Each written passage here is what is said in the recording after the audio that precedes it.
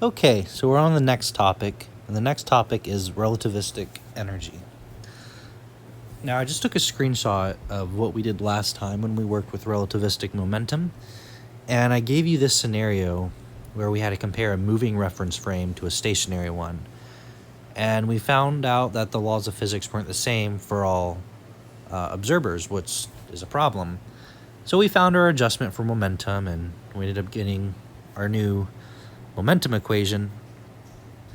And I would encourage you to do the exact same thing with kinetic energy. It's really just plugging in. Just we want kinetic energy to be conserved. So we would want kinetic energy. Oops, back up a little bit. We want kinetic energy initial to equal kinetic energy. Write that a little nicer. Kinetic energy final. So if you were to work this out, you'll find that energy is not conserved. Again, this is a problem because we have an elastic collision, and for one of our observers, it's not conserved. So we're going to have to find a new equation that works when we're approaching the speed of light, but also simplifies to what we know. So what I'm going to do is I'm just going to give you the equation real quick. So kinetic energy equals mass times the speed of light squared divided by the square root of 1 minus v squared over c squared minus mc squared. Another little equation for us to keep down. Let's do this.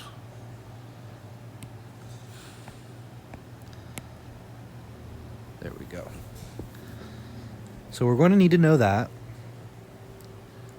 We're also going to need to know our other equation, which we can represent kinetic energy as just being your energy minus energy naught. And I'll box that one really quick too. Want that off because that'll screw up my shapes.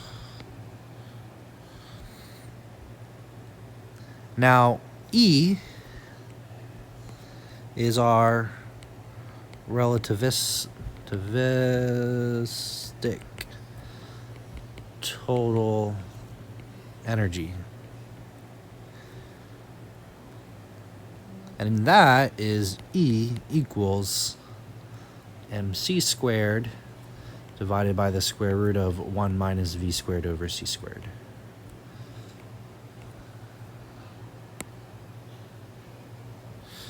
And that's just this guy. So they're just saying this is E, and this is E naught. So E naught is considered our rest energy. Rest energy, where E naught equals, you guessed it, mc squared. E equals mc squared. You might have seen that famous equation before, maybe one of the most famous equations you've ever seen. E equals mc squared. Probably up there with Newton's second law. But also, this is very famous. And there you go. It's referring to rest energy. Now, we also have something called relativistic mass. So let's do this in orange, I guess.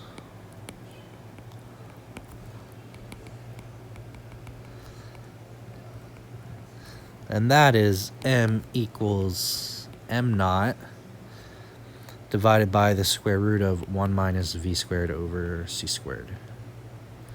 That's worth boxing too, I think. So you're getting a lot of equations. Okay, so we know that the relativistic total energy is another equation we want to put down, so we'll do that.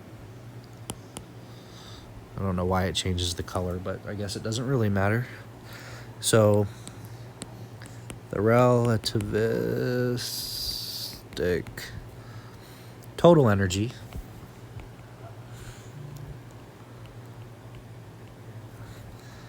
is energy equals K plus E naught. And I'm going to box this. Now, again, if you haven't been watching since the beginning, I'm basing this off a physics textbook. And the physics textbook just gives us this equation, that energy is equal to the square root of PC squared plus MC squared squared. Now, they don't really give a proof, which irritated me to no end because I could not figure out how to make this equation work, but I'll show you guys, even though the book doesn't. Some of this is just, you know, reading basically the book together. In this case, I had to do a little bit of work to figure this one out. So we're going to base this off the two things we know. Energy is equal to MC squared divided by the square root of 1 minus V squared over C squared. I'm also going to give you guys, well, you probably already know this, but the Greek letter gamma is equal to 1 over the square root of 1 minus V squared over C squared. I'll box this. Now, I normally don't use gamma because I feel conceptually, or at least mathematically, when you're actually looking at it, it's more helpful to see, oh, well, what happens when velocity is really, really small? Does it break down into just our equation? When you're doing proofs, it's helpful to use gamma. And I did this with the velocity video because that was a pain, and I'm going to use it again here. So instead, we're going to start with energy equals gamma mc squared. And we're going to use our momentum equation, which will be gamma mv. So we've gone over these equations, so we know them. We have to manipulate them to prove this. This is what we want to prove. So with the energy equation, I'm going to divide over by mc squared, and then I'm going to square both sides. So on the other side, I'm left with just gamma squared. For momentum, I'm going to divide by mass, and I'm going to divide by c and square. So that leaves me with gamma v. There was no c, so I have to divide this by c as well, and also square. Now I'm going to take my energy equation and subtract it from my momentum equation. So I have energy squared divided by, let me give myself a little more space, energy squared divided by mass squared times the speed of light to the 4th power, because it was already squared, so when you square that, you're going to have to multiply it, minus momentum squared divided by m squared c squared equals gamma squared minus gamma squared v squared over c squared. So now what I'm going to do is I'm going to multiply both sides by m squared c to the 4th, m squared c to the 4th to get energy by itself. And sure enough, we'll get energy squared energy squared minus, we still have momentum squared. The mass squareds cancel, but c to the 4th divided by c to the 2nd is c squared equals m squared c to the 4th, and then out of this I'm going to factor out gamma squared. 1 minus v squared over c squared is what we're left with. Energy squared equals, I'm going to write this a little bit differently. So gamma we wrote up here. Gamma squared, 1 squared is just 1, and the square root of a number is just that number. So 1 over 1 minus v squared over c squared that's this, times 1 minus v squared over c squared, that's this, m squared c to the fourth plus momentum squared c squared. So hopefully you can see that this is just 1. So energy squared is equal to mc squared squared, so I just rewrote it that way, plus momentum times the speed of light squared. Or the way they had it in the book, energy equals the square root of momentum times the speed of light squared plus mc squared squared. And there we go. We proved the equation there. Now, there's certain cases, real quick, where we can approximate our energy. So, there's a few cases we can look at.